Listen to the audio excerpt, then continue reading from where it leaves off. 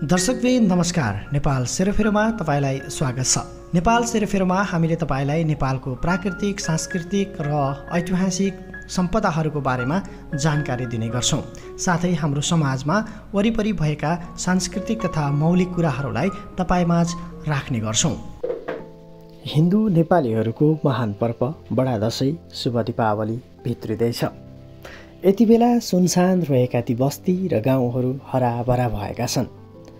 सधैँभरि ताला लागेर बसेका ती घरहरू आज खुला भएका छन्।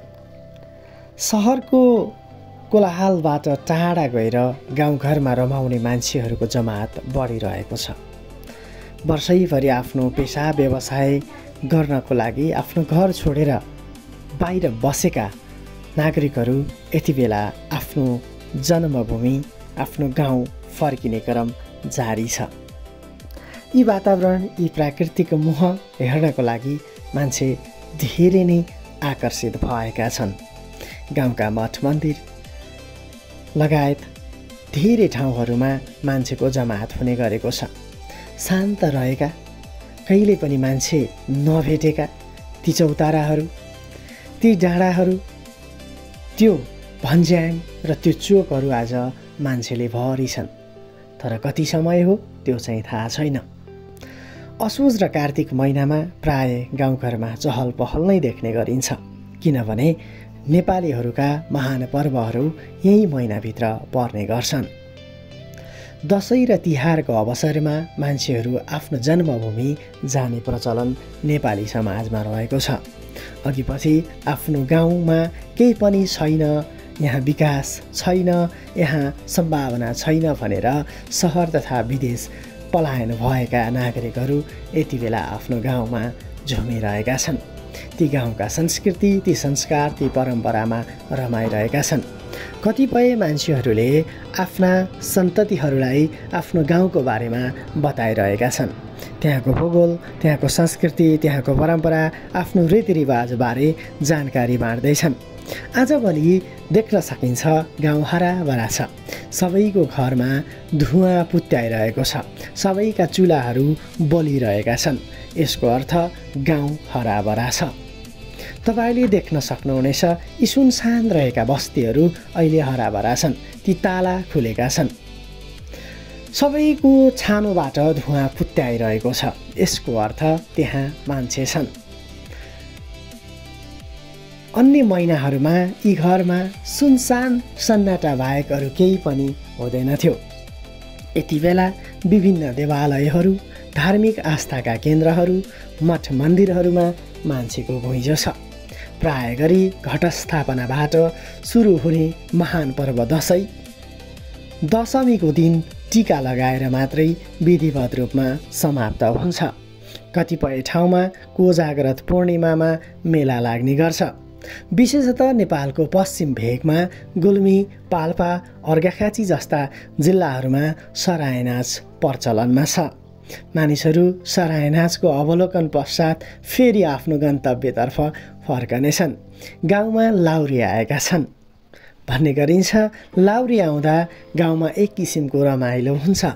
उनीहरूले आफ्ना अनुभवहरू, आफ्नो कार्य आफ्ना साथीभाइहरूलाई सेयर गर्ने गर्छन्, बताउने गर्छन्।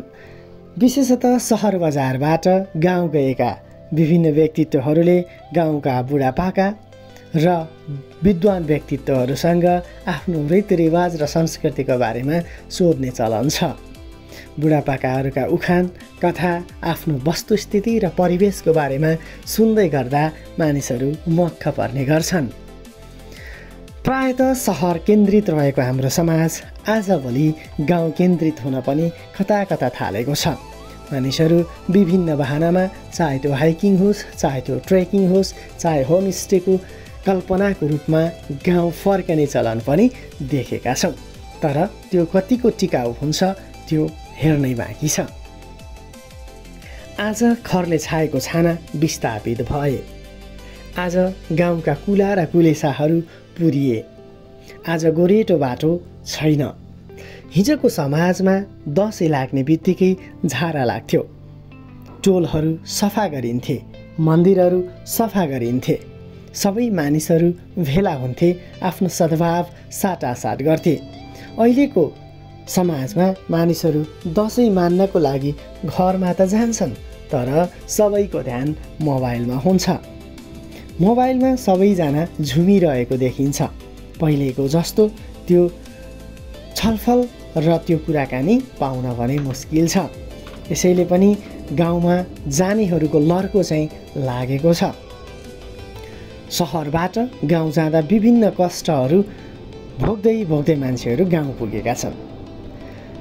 जब गाउँ पुगेर त्यो गाउँको हावापानीमा मान्छे रुम्न थाल्छन्, तब उनीहरूले आफूले बाटोमा भोगेको दुःख कष्ट बिर्सने गर्छन्।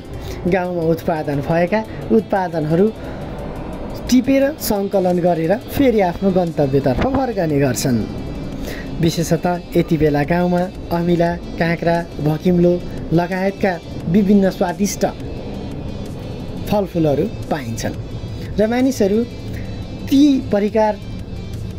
ती फलफुलहरूसँग झुमिरहेको देख्न सकिन्छ। गाउँमा केटाकेटीहरूको रौनक फरक छ। सहरबाट गएका केटाकेटीहरूले गाउँमा भएका केटाकेटीहरूसँग आफ्ना अनुभवहरू साटिरहेका छन्। सहरमा बसेका व्यक्तिहरू गाउँमा बसेका व्यक्तिसँग सहरको व्याख्या गर्न ठिक्क छन्। कतिपयले जानी नजानेको टुटेफुटे अङ्ग्रेजी प्रयोग गर्दै गाउँका मान्छेहरूलाई आहा बनाइदिइरहेका छन्। तर त्यो गलत छ, किनभने उनीहरूको उद्गम स्थान पनि त्यही गाउँ नै हो। यति बेला मानिसहरू के गरिरहेका छन् त? हामीले देखेका छौँ यो भिडियोमा विशेषतः फुलपातीको दिन मान्छेहरू जम्मा भएर फुलपाती लिन गएका छन्। अष्टमीका नवमीका दिन मन्दिरहरूमा बलि दिने चलन छ। त्यो बलि दिने चलन हेर्नको लागि मान्छे गएका छन्।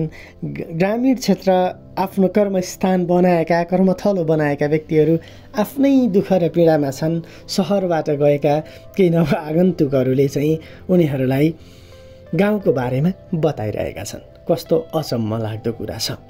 त्यसैले हाम्रो गाउँ, हाम्रो परिवेश, हामी नेपाली, विशेषतः नेपाली ग्रामीण परिवेश हो। नेपाल एउटा ग्रामीण देश हो भनेर पनि चिन्ने गरिन्छ। त्यसैले सहरका ती कुराहरू लगेर गाउँमा गएर आफूलाई चाहिँ उच्च बनाउनु व्यर्थ छ। सबैलाई दसैँको धेरै धेरै शुभकामना।